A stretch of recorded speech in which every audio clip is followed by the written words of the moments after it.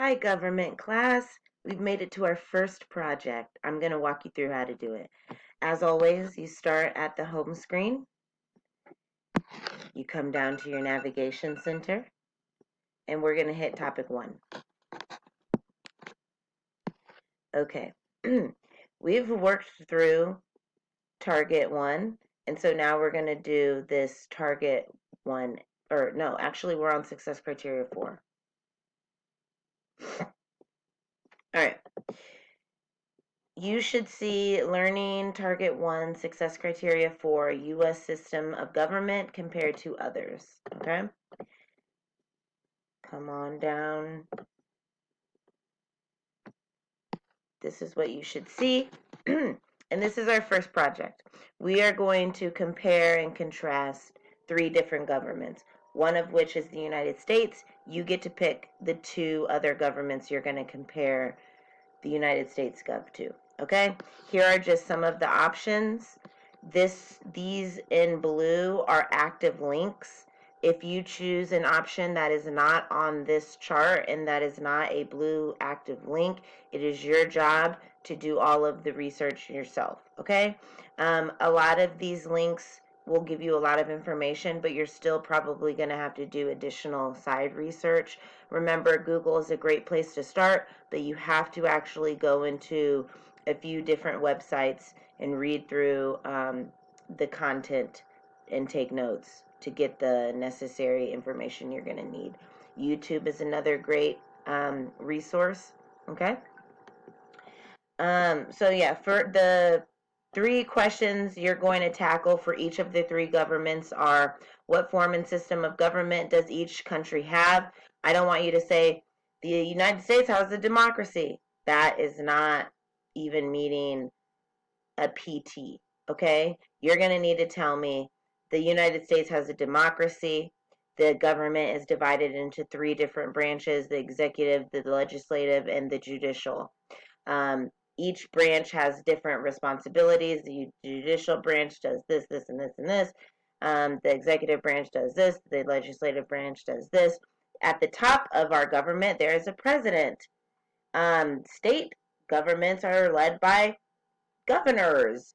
Uh, all parts of the government work together, but they all have their own responsibilities, and there's a checks and balances system to make sure that the government branches don't become too powerful and take over the other branches.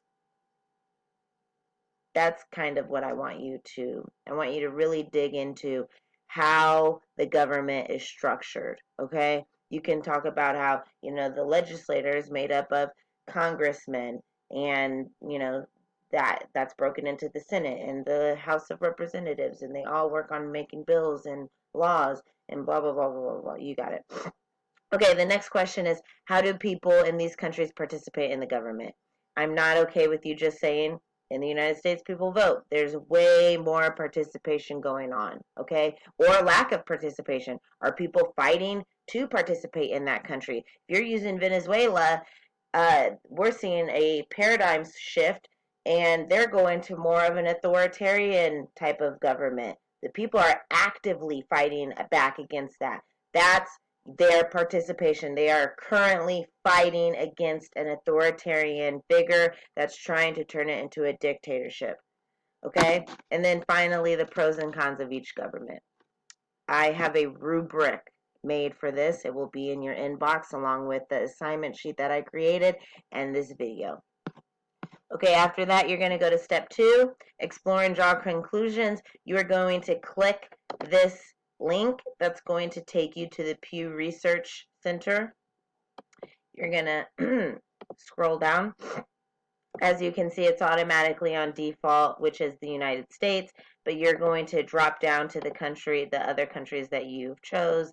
But as you can see, with the United States, it gives you insight on what the citizens here think about how our government is ran, the type of government. You're going to want to go down here. All of these little pieces of information are going to help you answer these final 3 questions. which system of government did the respondents from this country find more favorable. All of that information can be found in or at that website. Okay? Easy peasy. Don't overthink this.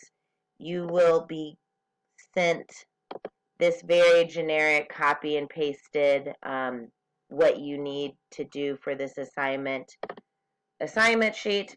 You are also going to get this rubric. It tells you what you need to do to get a PT, an AT, and an ET. I have had students do this in a PowerPoint. I've had a paper. I've had a very extensive chart. So like build a table.